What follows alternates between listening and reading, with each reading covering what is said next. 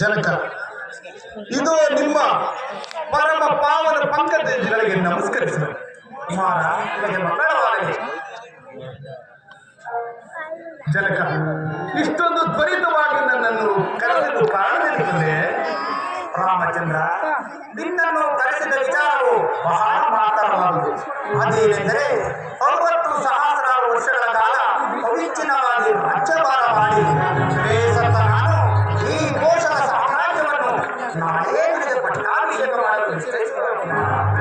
ಜನಕ, ನೀವಿದ್ದ ಆಜ್ಞೆಯನ್ನು ಶಿರಸಾವಹಿಸಿ ಪರಿಪಾಲಿಸುವುದೇ ನನ್ನ ಕರ್ತವ್ಯ.